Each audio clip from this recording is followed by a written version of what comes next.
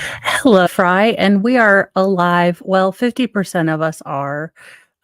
Some of us were live at 4 a.m., so some of us are taking a nap at this moment. It is Fry-yay, uh, but Fry decided to start celebrating at 4. So, sometimes when we start celebrating Fry-yay at 4, you're sleeping at 9 a.m. when, Fry-yay officially starts. And good morning, Ghostery and Rain. It's Friday. There are no hard and fast rules. Hi, Irish. I like that you changed your name. So now I still want to say Iris, though. Hi, Unbronzed. Yeah, Fry decided he played really hard this morning at 4, and then schools had a 2-hour delay because of fog. So, you know, the boys got him all riled up, and he was just so excited for the first official Fry-yay that he was all completely out of it. So into and onward to the news. In sad but not surprising news, considering she was 927, Dianne Feinstein is officially dead, uh, officially. So she has passed away, again, officially. Um, it is what it is, you guys. She possibly now will not be running for another term in Senate. Possibly. They could try to run her again. It is 2023. This just came out about 2 minutes before we're still this came out about a minute before I went live, so I figured that's what I said. I mean, she still might run, they still might just, haul her ass in there. Let's be honest, we've got Fetterman in there, we've got, Turtle Man, oh gosh, Cocaine Mitch. I'm not the one who said it, it was the guy who ran against him. I declare no party. I am on the party of Giant Asteroid and/or Archer for president. I have already claimed it. Although I have heard that Cenk Uygur is thinking of throwing his hat in, and I would never vote for him, but I'm here for the theatrics and his infamous horse love clip if he does decide to run. So please, sir, I implore you, please run. I think the internet would love it. And I always am here to support a fellow YouTuber who would like to run in the political game, especially when he has that kind of video footage behind him and in front of him. You know what? If it's going to be a dumpster fire, I say let's add gasoline. Let's make it a bonfire. Let's do all the things. In the first semi serious news story, Elon Musk decided to go down to Eagle Pass, doing something that, well, I don't know that our borders are even did. So, way to go. He did wear a cowboy hat, which looked rather odd on him, but he Musk warns, quote, some pretty extreme individuals are entering the US during trip to southern border. So billionaire Elon Musk toured southern border of Texas Thursday and warns, quote, some pretty extreme migrants are crossing into the US. And he offered, quote, unfiltered view of ongoing crisis. Musk, owner of X, was accompanied by Texas Rep. Tony Gonzalez during his visit to Eagle Pass, a city that has declared a state of emergency last week over the unprecedented arrival of thousands of migrants. Wearing a cowboy hat and aviator sunglasses, Musk tweeted or streamed his firsthand observation and told Gonzalez that while he was, quote, extremely pro immigrant, he does believe that people should be allowed to enter the US if they, or doesn't believe that people should be allowed to enter the US if they're breaking the law.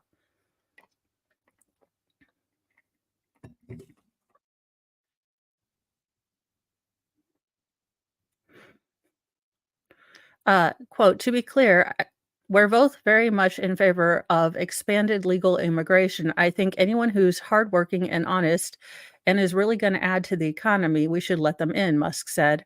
But what we're seeing here in some cases, some pretty extreme individuals coming through, obviously not suggesting everyone is like this. Um, Mr. Musk, look, just just a thought here. You are like a bajillion and jillionaire guy. They have these t-shirts now. I've seen them on Facebook. I know I get targeted ads because I'm of a certain age and I am married to Mr. Mo, but they have these t-shirts for dudes that are like push-up bras for gals, but they're tight in the bicep-y area and then kinda looser for the fluffier bits down here. So they give you like a bicep look and then like they hide the little fluffier bits. I'm just suggesting. It's a thought. Musk then mentioned how he heard a man hop the border with facial tattoos, including teardrops, which he said, quote, means they've murdered someone and they're proud of having murdered someone, or so proud that of murdering someone that they have a tattoo, one tear on their face for every person that they've killed. Quote, that's exactly right. Gonzalez, whose district covers hundreds of miles across the border, replied. Then Musk asked if that was correct. So, well, at least he's asking people questions. I mean, again, which seems to be more than many people in Washington seem to be able to do.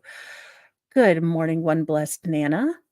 The flow of people coming into the country is so large that Musk said it is, quote, leading to the collapse of social services, where even America's largest city, New York, is buckling under the pressure just how many illegal migrants are going to New York. If New York can't handle it, well, pretty much no part of the country can, Musk continued. So if we don't do something soon, we're just going to have, like I said, a collapse of social services as we're already seeing in New York. More than 100,000 migrants have reached New York City since last year, straining city services and finances. About 11,000 migrants crossed into the US from Mexico from Sunday to Monday alone, the single highest day in recent memory, Fox News reported. About 4,000 crossed at Eagle Pass, including some who crawled through razor wire and waded through the Rio Grande. So I am glad that Musk actually went down there. I do think it brings light, though I wish he would maybe not wear whatever that outfit was and wave to people. Like, I'm glad that he's shining a light on it. I think maybe people who aren't news junkies like me, they don't quite understand the problem, and if someone like Musk, who maybe isn't linked to the mainstream media, can shine a light to it and get people talking, because what we need right now are solutions that aren't coming from talking heads and people that people no longer trust. So I do hope that maybe this starts different conversations and gets more people talking about a really serious problem, because it is a serious problem. But this is Friday, and I had to put some serious stories in, but it's Friday. Good morning, Rossman Ranch. And what we're really here is to see how one man started a battle but is going to lose the war. Because this man is a doggone idiot, and Mike could have just again, when you go to the internet to ask a question about, "Are you the bad person?" This is gonna end badly. But the New York Post put it in there. I put it in there as I put Fry-yay, but, in Twitter, "I left my dawdling wife behind to go to a baseball game. It's the only way she'll learn. This is going to end terribly, but I'm here for it. Let's see how this ends." I'm sure that this will be a wonderful teaching lesson for her. I'm sure she'll accept his teachable moment with grace, and this won't end in divorce. There's no crying in baseball. An anonymous Redditor has taken to the "Am I an a-hole? This may be a forum for which I am looking at for many, many streams to come." For him to ask if he was a jerk for leaving his wife behind to go to a baseball game after she took too long to get ready. He began the post Tuesday by explaining that they had been looking forward to the game and he had allotted about 45 minutes to get there. He said he told his wife to be ready at 6 p.m. Well, my wife is an avid gamer, so she was engrossed in her latest video game when the clock struck for 5:60 or 5:45. Swear to goodness, I will learn English one of these days. Good morning, Debbie. The Redditor wrote, she has struggled to plan in the past, and I get tired of reminding her she needs to budget time to get ready. Oh, I can see this is going to end well, but I'm here for the train wreck. It's as if she has no concept of time at all, similar to a young child, the user continued. Well, I was ready to go by 6 p.m., and she was in the bathroom. I saw this as an opportunity to teach her personal responsibility, so I simply left the house without saying a word, got into the car, and started driving to the game. I am only laughing because this man believes that he has won this battle and has taught her, um, has used this as a teachable moment. Now, what he does not realize is that he has simply started a war and he will never be allowed to live this down. Oh, he should have turned off his phone if he was going to pull this move. Ah, sweet summer child. He revealed in the post that once his wife found out what he had done, she phoned him furious, and he is going to be shocked by this. She reportedly said she was, quote, it was, quote, completely unacceptable for him to leave without her, and she had no way to get to the game. He claims he reminded her of the departure time and said he was tired of having to wait for her. Quote, frankly, I think it's completely insane that a grown woman is unable to budget her time, and I'm starting to suspect she's doing this on purpose because she's a narcissist who expects me to accommodate her, the poster typed, noting that she is not a dumb woman, she has a science degree. The Redditor went on, or said he went home. There was a note on the door directing him to sleep to the couch. Quote, I can't believe she wants to be this much of a pill, he concluded. If I had waited for her, I would have missed the first pitch. I made my expectations clear, and she couldn't be bothered to meet them. I feel like she should be apologizing to me. Am I the ass? Oh, honey. Oh, sweetie. Oh, dear. Oh. In the comments section of the post, many seem to think he was, in fact, the a-hole. "You're the a-hole," one person wrote. "Just, you must be a newlywed because no sane husband would ever think it's okay to teach their wife a lesson. You're the a-hole for leaving without saying anything," another agreed. "You're being petty by not letting her know you were leaving. I would have voted the other way had you told her you were leaving." The others even suggested the wife might have undiagnosed ADHD, with a symptom of the problem being time management. I bet she just has ADHD or something. And this clown pulls out the narcissist card because it fits an agenda of no respect for this woman. Oh, for the love of cripes. My ADHD got diagnosed when I was 39, another chimed in, and I always had trouble being on time. Time blindness is a thing. I got better with my diagnosis as I was able to find ways to deal with it. It alarms and stuff.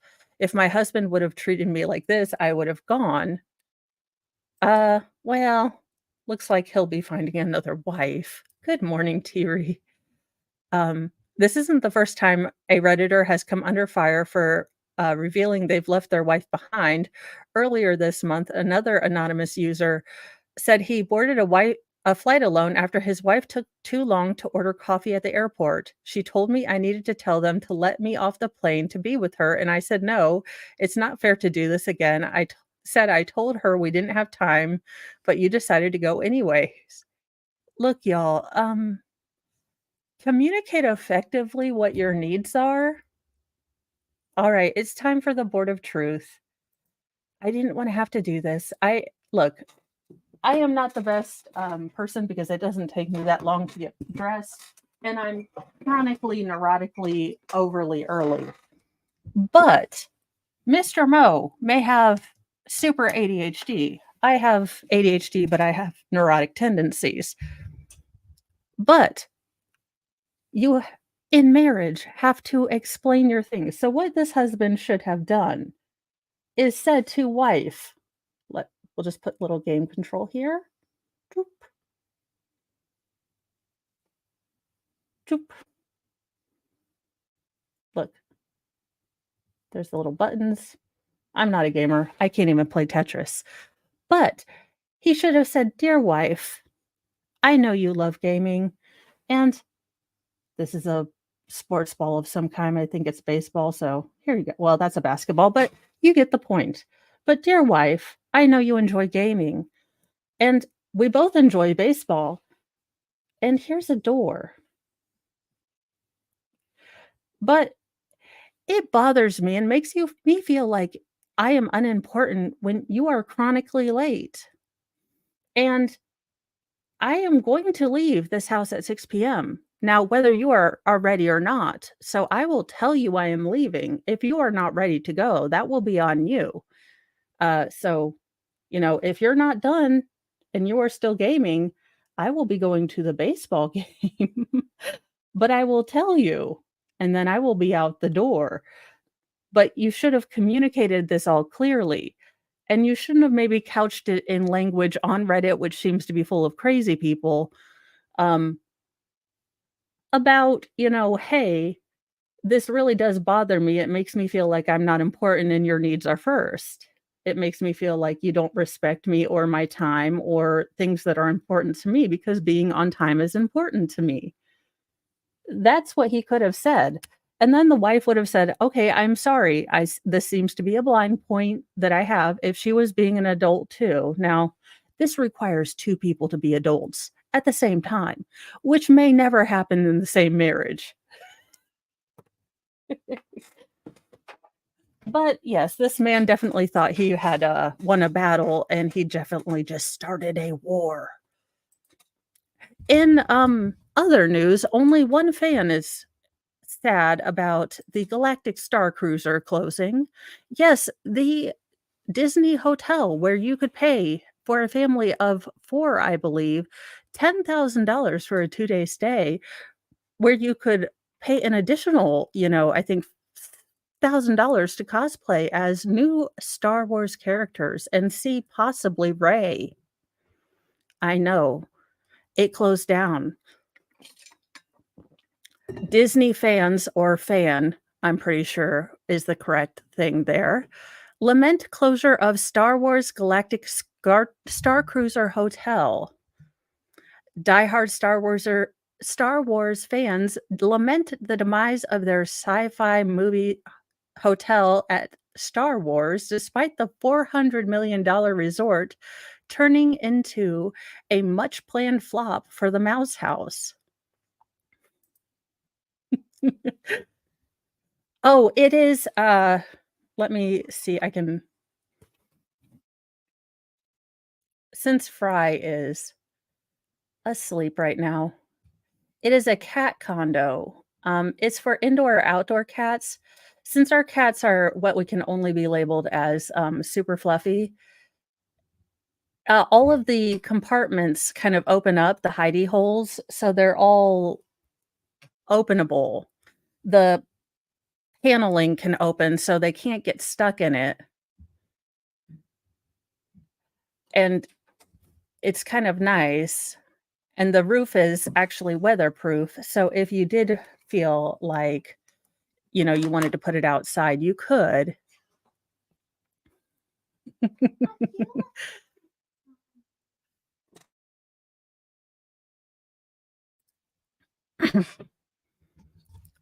Uh, the Star Wars Galactic, uh, Star Cruiser Hotel, which includes an immersive well, it did include an immersive experience where guests could interact with Star Wars franchise characters from the new Star Wars, Disney Star Wars, uh, would zoom into, hyperspace Saturday, but it ended its 19-month run. Uh, few fanatics attempted some Jedi mind tricks, to get look, it was $10,000 for a family to go in for this tiny little place. I mean, $10,000. There's no way a family could afford this. It was a flop. It wasn't even, Tatooine. You didn't get to see, Darth Vader, Luke, Leia, Han, Chewie. No, you got to see Rey and um, all these made up characters from new Star Wars. It was not the fun characters. Out now. Get out, please.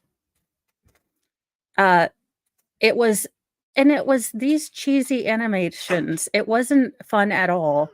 And for everyone, it was way out of price point. So there was no way that a family, if you were a total Star Wars nerd, you were going to be able to afford it. So again, I say fan, like a singular fan was was super upset. Now I feel bad for the cast members, but it struggled to fill its Disney World struggled to fill the 100-room hotel, which was poo-pooed by critics for the $5,000 price tag for a two-night stay. Overpriced food, which you again had to pay more for. Plus, I think they had like $100 or $1,000 drink. It was ridiculous. Uh, it you got to go to the Star Wars, Galaxy's Edge place where half of the rides rarely worked. I mean, it was just it could balloon up to $20,000. It just there Disney seems to be chasing after these whales, these, high price people, and really lost sight of the smaller family experiences that, you know, it's just beyond the price point for a family like mine. But honestly, I've already explained my stance on Disney. It's too hot, too expensive. There's too many people. I don't wanna wait in line for hours to go on rides that I don't wanna go on, and there's weird people in costumes that try to hug you. And then 6th, final and lastly, uh, um, I will say this, and if you are a childless adult who loves to go to Disney, God bless you. I love you. I don't understand you. I don't get you, but you creep me out just a little bit. I mean, I love you to death. I still welcome you. I don't get it. Thank you so much. It does. It really does. My oldest is 17, and I'm pretty sure I just got her home from the hospital last week.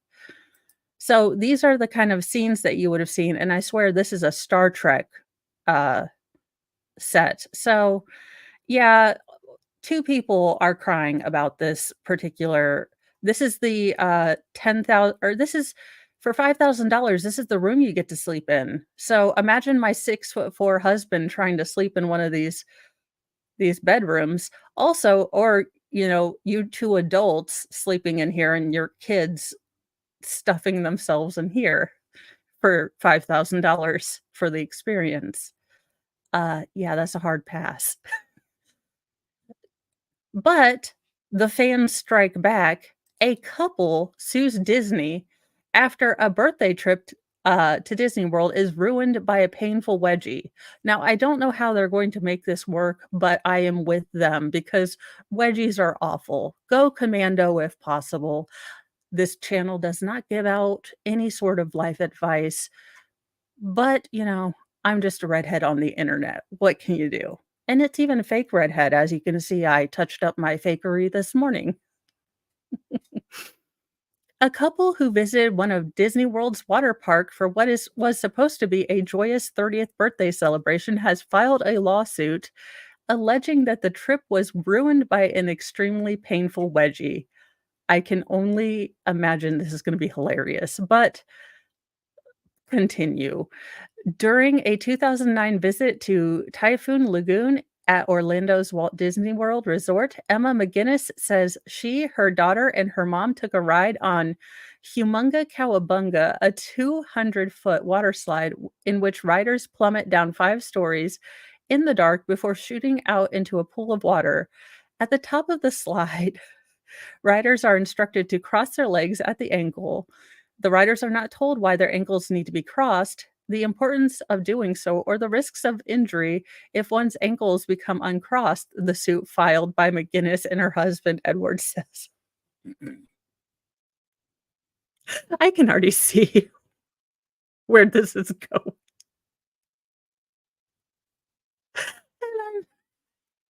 And sorry. I'm okay. Nor are riders in filed by McGinnis and her husband, Edward, says, nor are riders informed that the force of the water in the pool can push loose garments into a person's anatomy or an event known as a wedgie. Uh, the suit continues, because of a woman's anatomy, the risk of a painful wedgie is more common and serious than it is for me. I can't, you All right, so we'll have to get the Board of Truth out again, because apparently what had happened was, as I mean, really, she should be thanking them because where are you gonna get a cleansing like this outside of Hollywood? Um,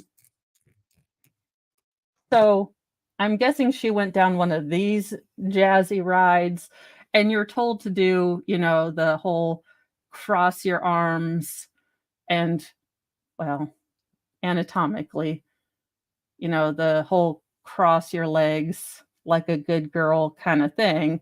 Well, apparently, ma'am did not. Ma'am's legs done come undone. And said water force, well, it was a situation, if you will, and things had become wedged, if you will. It's called a wedgie, ma'am, it's not that deep. So, from the backside, I guess, trying to tastefully do this. If you have this bit, apparently her butt done ate her suit. Well, her suit just done got eaten up by her hind end and her lady bits, as happens when, you fall down this with the force of the water going up said lady bit areas. But she's had a child, so I think it would be okay, and I would assume that it would hurt for the twig and berries too. I feel like we shouldn't discount men, twig and berries, and taintness problems. I feel like that's discrimination. I feel like this suit is all discriminatory now. I feel like we should call the ACLU. This is discrimination already. Unfortunately, that's exactly what happens, the suit said. When the McGinnises became briefly airborne toward the end of the slide and suffered such a hard landing in the pool that she required hospitalization for serious injuries. She's been left with permanent injuries, the suit says, including damage to her internal organs. She suffered scarring, mental anguish, loss of capacity of enjoyment of life, expensive hospitalization, medical care, loss of earnings, all of which injuries are either permanent or continuing in nature. The couple, who are asking for at least $50,000 in damages, argue that the slide is unsafe and unreasonably dangerous. Okay, so I call BS. I call BS because if you had hospitalization to the point where it is ongoing and continuous, $50,000 is a price point that's very, very low. I mean, just in a year alone, I've had for CRPS, I mean, I've had so many tests, so many doctor's appointments. I mean, I know my pain doctor on the regular charges my insurance for just a normal appointment where he comes in late, and talks to me for a couple 10 minutes is $174, to my insurance company. I mean, it it's I'm gonna need to see the medical records on this one. I need to see I am going to file a FOIA request. I need to see the medical injuries on this medical wedginess, because I am calling BS. Again, she had a child, so I need to know the atomic wedgie level. She went Mach 5 into wedginess. In life, yes, children, life did exist before the internet. Different generations are sharing what they did before they could look stuff up on the internet. Yes, children, life did exist. What did people do before they could look something up on the internet? Well, nothing. We just sat and stared at each other. There were these things called books. We threw them at each other. We didn't know what to do with them. It was like that, oh gosh, Space Odyssey thing right before the, obelisk threw a or obelisk came. We were all just the apes throwing things at each other, and then the, Lazarus song came on, and we were all confused, and then one person opened up the book. That's what comedian Sarah Aldman, 26, wanted to know after she found herself with a dead cell phone trying to navigate her way home from Brooklyn, New York. So she turned on TikTok. I thought her cell phone was dead, so how did she turn on TikTok? And decided to ask her elders, quote, "If you saw someone and you were like, 'Oh, they remind me of an actor. What's his name?' And none of your friends knew, would you go to the library?" She asked in her video, which has been viewed over 300,000 times. And before Google Maps, I know there was MapQuest, but before that, genuinely, well, what did you do? Would you just accept not knowing? Well, yeah, no, we wandered. That's how the Donner Party happened. Wait till she learns about Oregon Trail. We used to play Frogger. Yeah, we had door-to-door encyclopedia salespeople.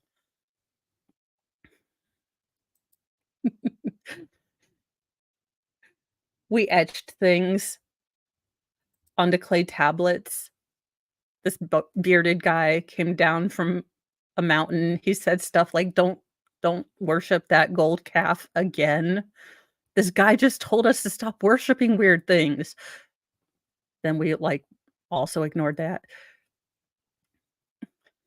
The reaction was both funny and wholesome, with over 1,000 people weighing in comments and sharing the reaction in stitched videos.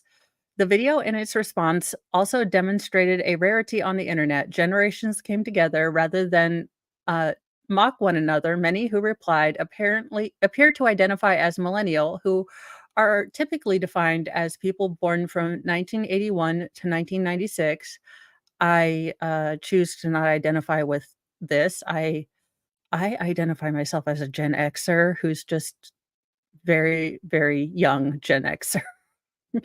What is striking about this video is that it asks older generations to see themselves in a historical way by highlighting how all Pamela Arison, an a professor of sociology in the University of Michigan Dearborn, said in an email, the post is thus not creating conflicts between generations with dismissive comments like, okay, boomer. Yeah, we used the Yellow Pages. I remember going on road trips with my mom, and we'd have the atlas, and she would put me in charge of directions, which was a god awful idea, but we would highlight our route, and, I would have my little finger on it, and I'd make sure that we I somehow by keeping my finger on the highlighted route, I was keeping us on track. I mean, I'm still alive today and in my current house, so we made it through, And there was nothing more harrowing than having the, like, three-page map quest that you'd stapled together and going like, "Okay, find, street what and what," and it's like, "The hell street am I on? The hell street? Do we even have street signs in this what part of communist Russia am I in? Why don't we have street signs around here?" Um, the idea for the video stemmed from when Aldman's genuine interest learning about how people lived in the uncertainty before the internet. Yeah, it was amazing. Um, Even before handheld devices, Ullman said on an interview, even having to go home to Google something, I can't comprehend that. The responses enlightened her. For maps, you had to use an actual folded map and stop and ask for directions at a gas station, a person commented. Your aunt said something was a fact. You believed it until you found out otherwise. Yes, that's how you knew Mikey had died because he ate Pop Rocks and Coca Cola together. That's how you knew if did too many of, like this, that you lost a brain cell every time you did it. Duh. And if you light your own farts on fire, you could, accidentally light your entire colon on fire. I mean, we all know these things. These are things that you know. Or if you say, Bloody Mary in the mirror 3 times, like a kid died from that allegedly in someone else's school. You just knew that. Not all questions were answered, a commenter added. There was no way of going and looking it up, TikToker Tom Powell Jr. said in a video response, referring specifically to finding a celebrity name. We didn't go to the library to look it up like you might have suggested in the video. Powell also showed off a photo of a wire-bound book that included maps of the Chicago area, which he kept in his car at all times when he needed maps.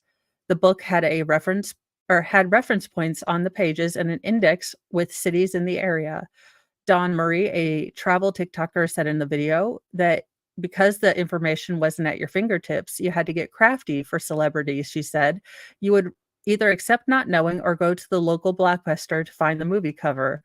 Or you'd ask the kid who worked there. People at Blockbuster seem to know every movie, who starred in them, and things about all the movies. Yeah, I remember my own number vaguely. I can barely remember Mr. Moe's number. I'm like, "Ooh, crud." That's why I wear my medical ID bracelet. Uh, let's see. Altman's TikTok video, Arson said, brought Gen Z and members of other generations together to reflect on how technology has shaped the nature of everyday life. Gen Z would identify with this post because they can't even imagine life today without these things, Arison said. But I think that older generations have also become technology dependent. So when they see this post, they likely think about how things have changed historically in their own lifetimes. I know, I think about when I was um, 17, because my oldest daughter has just turned 17 and she's out driving now. And I think about how my mom just let me go out because cell phones were in their infancy and I didn't have one. And I would just tell her, like, I'm going to go out driving. I'll be back. And because I was a nerdy, introverted, awkward child, and so much has changed now, um, she was just like, "Okay." And I could have gone and done anything. Like, she didn't have a tracker on me or anything, and now I've got mine on, like, Life 360. I've become the man. Holy cow. Yeah, we would just send our children off with, like, a Post-it note, like, "Gone. Be back at some point." It was just like, "See ya." It's it is really startling when you look back and you think, "Oh, we just went off. We didn't care." It was like, "I'll see ya. See you when I see ya. If you have a quarter, call on a payphone."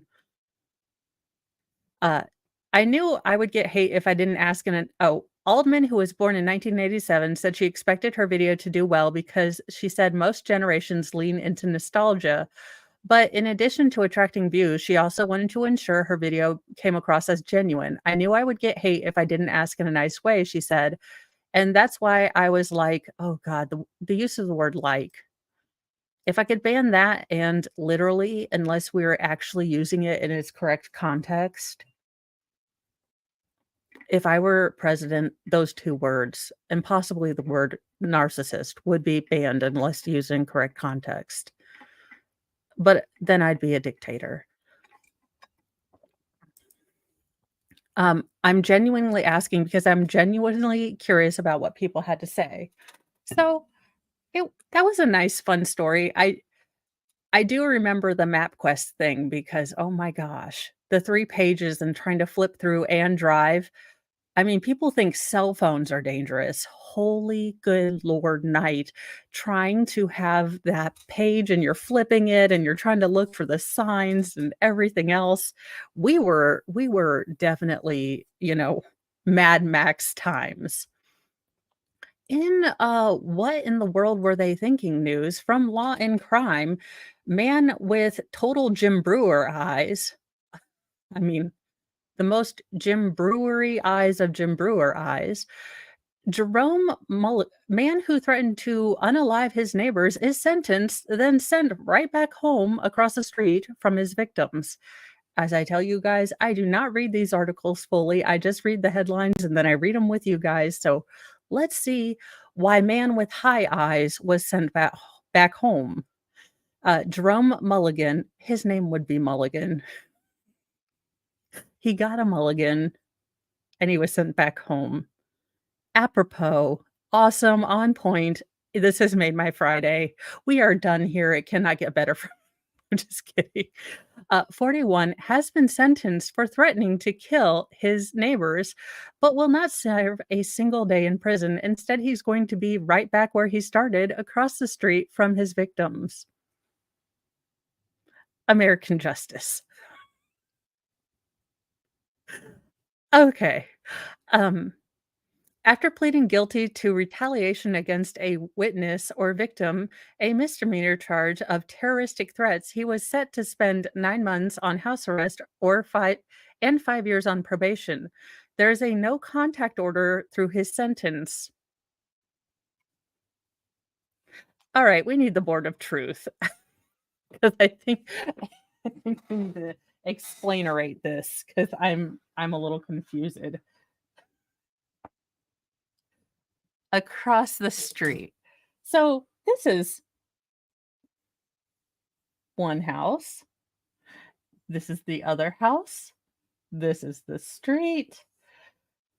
This is house A, house B, and this guy, said, no go. They're just like, yeah, but you can't go over here no more. Totally safe. I think this is going to work out wonderfully. This guy, this gentleman looks like he is totally gonna follow all the rules. Every single one of the rules. All of them. I cannot imagine that this man with these eyes is gonna violate probation. I mean, look at those eyes. Those are the eyes of a man who won't get the munchies at 3 a.m. and wandered over to their house to ask if they have Doritos. Not at all. He's not gonna ask if they have Hot Pockets. Never. That would never ever happen. It's very on edge to live here. One of those neighbors, Tyler Rupert, told Pittsburgh NBC affiliate WPXI in the Wednesday report. Mulligan and Rupert's family live across the street from each other in the local borough of Seven Fields, Pennsylvania. Rupert says Mulligan surprisingly started threatening his family in incidents last year. Quote, one call and you're dead, Mulligan said in one incident. According to the Cranberry Eagle, your family is dead. Rupert, who has 2 kids with his wife, has said such threats happened when he was sitting on his front porch using an iPhone or answering emails. The defendant would at times be armed. Okay, please tell me they're at least taking away his weapons. Now, usually I am all for the Second Amendment, but man with high eyes should probably, at least as part of his probation, get them taken away for a time. but this is our current legal system, so and they're sending him right back on house arrest, so I don't know. Police received images of the defendant from the family's security footage. Rupert told WPXI that one of the threats happened while he was out of town. Quote, my wife said Jerry Mulligan threatened to murder her and my son. Oh, as a father, that's terrifying. Yeah. Listen, um, look, I am not saying that, well, okay, Fry would be absolutely no help. Now, Loki the cat is about 40 pounds of mean. So and Thor would probably just want to be cuddled. Basically, all the animals would either want to cuddle with you or run away crying. But this is, where, F around and find out is going to happen because if this family happens to, I don't know, get strapped and then this man, comes around and F's around and finds out, I hope the state of Pennsylvania does not try to, you know, throw a case at this family after there's been a clear, you know,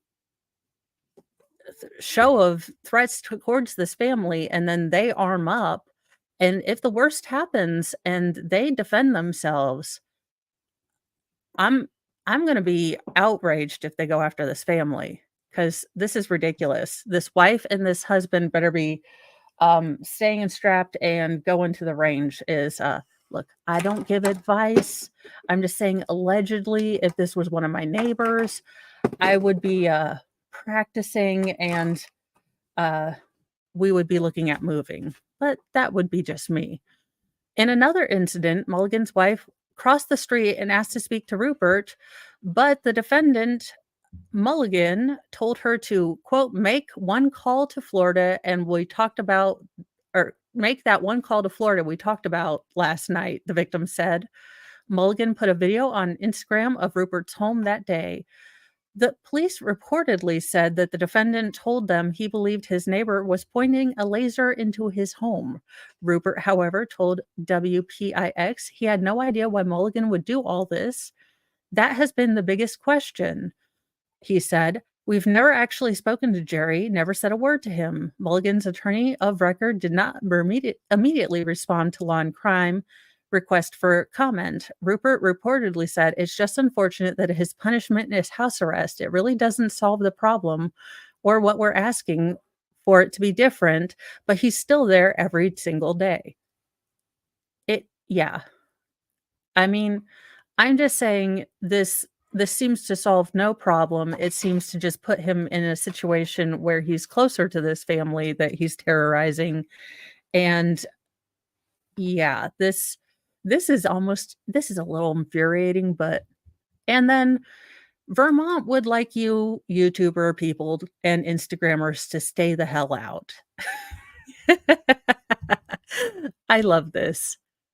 Why this Vermont town is banning influencers and tourists from visiting its fall foliage.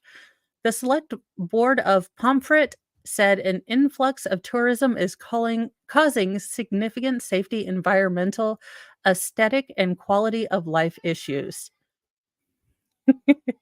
A Vermont town known for its autumn foliage has closed its roads to the public for the season. The city is citing an overwhelming amount of influencers.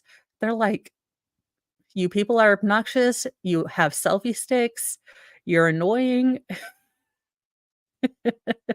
all you do is make duck lips, and we're tired of you." They're like, "All you people from California, leave." The select board of Pomfret voted to close Cloudland Road and Barber Hill Road to non-residents from September 22nd to October 15th.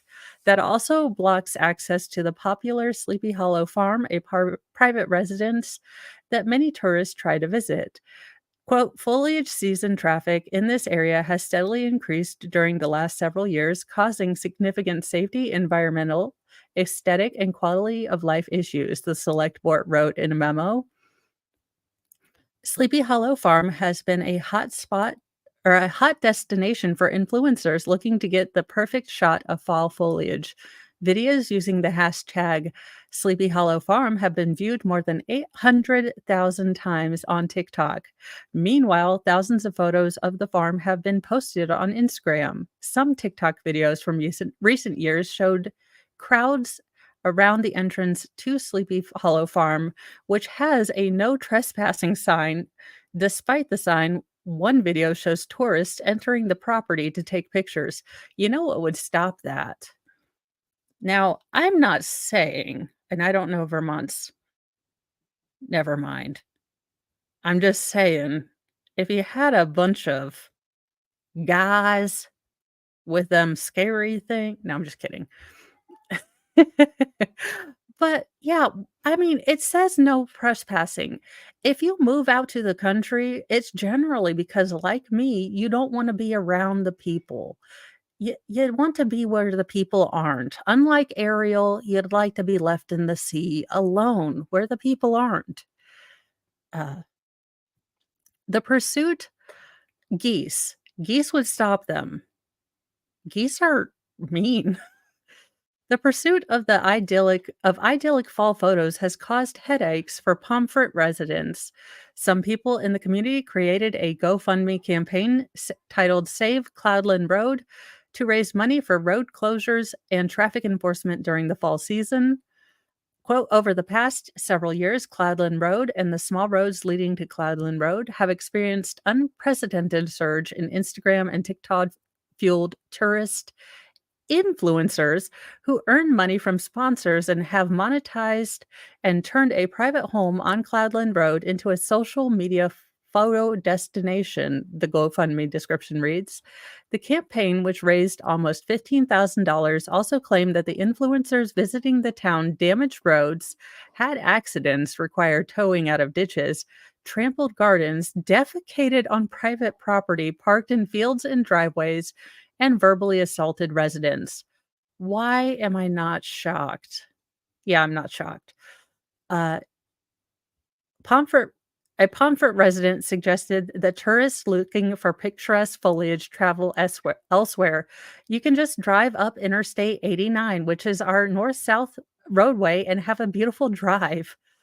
You know what? I am all for this. I vote, that this can I move here and vote with you to stay the hell out of my town? I Look, I want to move here and vote for everyone to stay off my lawn. These are my kind of people. The older I get, the more I become a, like, stay the hell off my lawn kind of person. I love the people I love. Everyone else, I'm like, why are all the people here? And can you stay the hell away from me? I have become that old person that's like, "Get off my lawn. Why are you here?" I mean, little kids, balls that come on my lawn, things like that, totally okay.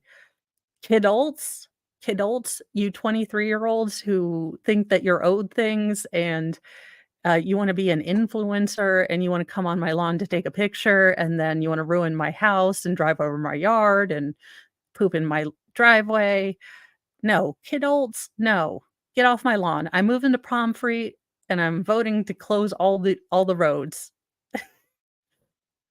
Vermont, you're getting a new person. But then I'm also voting to join the Free State Movement, so you probably wanna vote me out before I even move in. I'm moving to New Hampshire. Well, that has been Mornings with Mo and Fry on this Fry-yay, although Fry is asleep and hiding behind his pineapple bed, which needs to be washed because he eats all of his treats in it. But that is what we have for today, and then I will see you in a couple of hours to do the defense or the hospital side of the opening and then get into the take care of Maya trial. We'll probably do a couple hours, and then I am on tonight. There is no nightly newsy news tonight. I will be on with Flux doing some cross stitch and just general flexing around with Flux. And then tomorrow I will be doing the murder board of the Gareth Pursehouse case. And then I might do some stuff with Sal. We don't know. The weekend is in general flux. Who knows? I've got some Delphi stuff I'm working on. I might get the, Odinist chart done, and then we can go into the memo some more. I know people are wanting that, and I'm excuse me, hoping to get at least the Maya trial done. I want to, really get all the stuff done chart-wise with the Delphi thing before I actually go back into the memo so that we can have the visuals, and then we can get into all that, and I have all of that done for you and the timeline, so I can present it as a full thing in episodic kind of form, and you can kind of have a long thing to go fully into it. Since we have time, it's not until January that that trial starts. So, if things start coming out more frequently with that, I'll push that up, but it is taking a little bit longer because I am not the most digitally coordinated. So, as that as it works out, I will get Delphi stuff done. I still continue to have 6 children who do need to be fed, so I am working on trials. Maya will be the trial that I'm next covering, and then still doing Newsy News and Delphi in the background. So, I will see you guys in a little bit. I have to go take the Frybert out and check on the wild feral children. I will see you guys in a little bit. Bye, guys.